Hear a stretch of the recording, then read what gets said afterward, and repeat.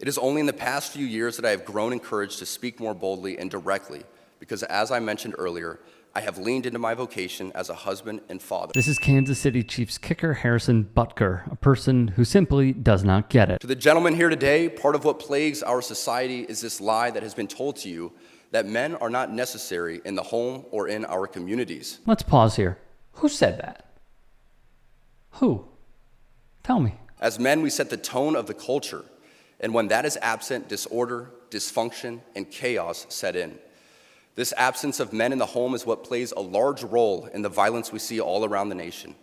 Other countries do not have nearly the same absentee father rates as we find here in the U.S., and a correlation could be made in their drastically lower violence rates as well. Let's pause here. What culture? I want some references here. What culture are we setting up as big, strong men? I'm strong man, I set up culture. Look, come on, man. For real? For real? This is a false notion of the absentee fathers. Instead of going after actual policy decisions that placate chaos in American society. And that is just a brief explanation, because what he is doing is very narrow-minded. Be unapologetic in your masculinity, fighting against the cultural emasculation of men. Do hard things. Never settle for what is easy.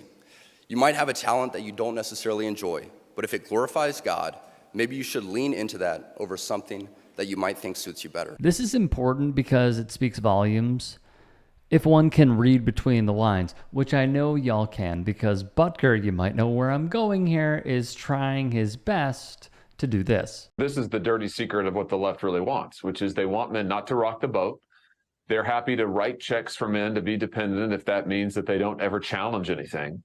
And my message is to young men especially, turn off the screen, come out of your parents' basement, maybe go ask a girl on a date, even better, get married, start a family, get a job. And he's also trying his best to do this. Feminists have taken advantage of man's instinct to please women, casting themselves as long-suffering victims of male supremacy, and reshaped American society into a culture that favors the weaker gender. Odd that both of them kind of represent Missouri, but also a similarity is this. I will keep men out of women's sports, okay? Who would even think that you could allow this? Who would say that this is okay?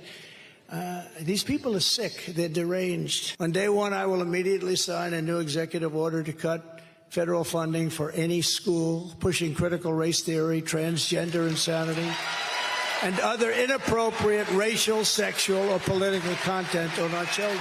It is playing up the boogeyman to the far right.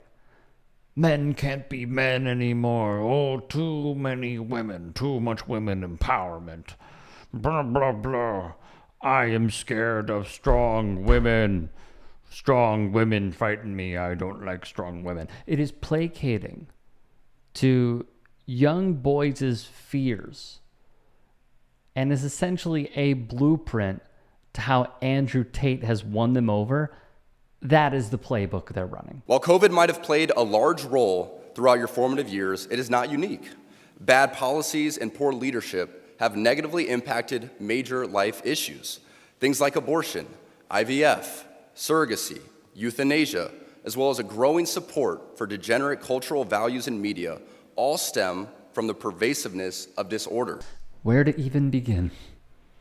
John Fugel saying, should take it from here. I would love to leave behind right-wing fundamentalists and Christian nationalists who use Jesus, whose birth we celebrate, as a prop while legislating and fighting against his actual teachings. There's a lot of right-wing brothers and sisters in this country who identify as Christian, and they care about the manger and the crucifix, and they ignore the 30 years of teaching. 33. Well, actually 3 years of teaching he did in between.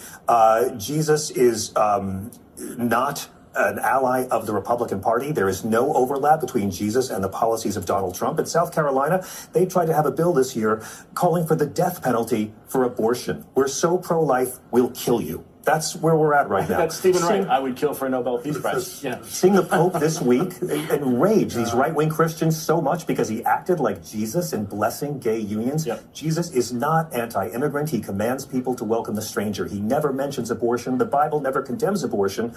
We've had 2 generations of Christians in this country who have been groomed to believe criminalizing abortion is something to do with what Jesus talked about. Christ was a peaceful, radical, nonviolent revolutionary, never mentioned gay people. He commanded you to pay your taxes, to welcome the stranger. Individuals and nations must care for the poor and sick in Matthew 25. He who lives by the sword must die by the sword, Luke 22. There's a reason why these right-wingers never try to put the Sermon on the Mount on walls in classrooms. Well done, John. Friend of the show, John Fugel, saying more from non-friend of the show, Harrison Butker. I can tell you that my beautiful wife, Isabel, would be the first to say that her life truly started when she began living her vocation as a wife and as a mother. I'm on this stage today and able to be the man I am because I have a wife who leans into her vocation. I'm beyond blessed with the many talents God has given me, but it cannot be overstated that all of my success is made possible because a girl I met in band class back in middle school would convert to the faith, become my wife, and embrace one of the most important titles of all, homemaker. While he chokes up, let's be clear what his message is. He believes that women should not explore life, they should not work hard at their career, they should not work hard at their craft. No.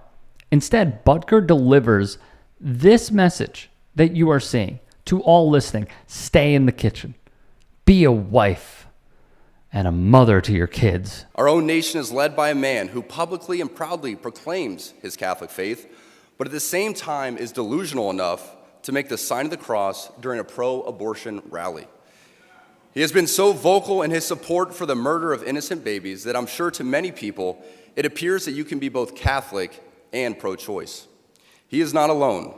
From the man behind the COVID lockdowns to the people pushing dangerous gender ideologies onto the youth of America, they all have a glaring thing in common. They are Catholic. This is an important reminder that being Catholic alone doesn't cut it. I suppose this could be important. When the coronavirus pandemic happened, who was in office? You're making me defend the current who was in office? Who issued lockdowns and shutdown orders? It wasn't Joe Biden. That was your boy Donald Trump. Incredible. Not only is he trying to channel his inner Hawley, he's trying to channel his inner Aaron Rodgers. Maybe we need Daniel Tosh to translate or something. I am certain the reporters at the AP could not have imagined that their attempt to rebuke and embarrass places and people like those here at Benedictine wouldn't be met with anger, but instead met with excitement and pride. Not the deadly sin sort of pride that has an entire month dedicated to it, but the true God-centered pride that is cooperating with the Holy Ghost to glorify Him. Reading that article now shared all over the world, we see that in the complete surrender of self and a turning towards Christ, you will find happiness. Big yikes here. Big yikes.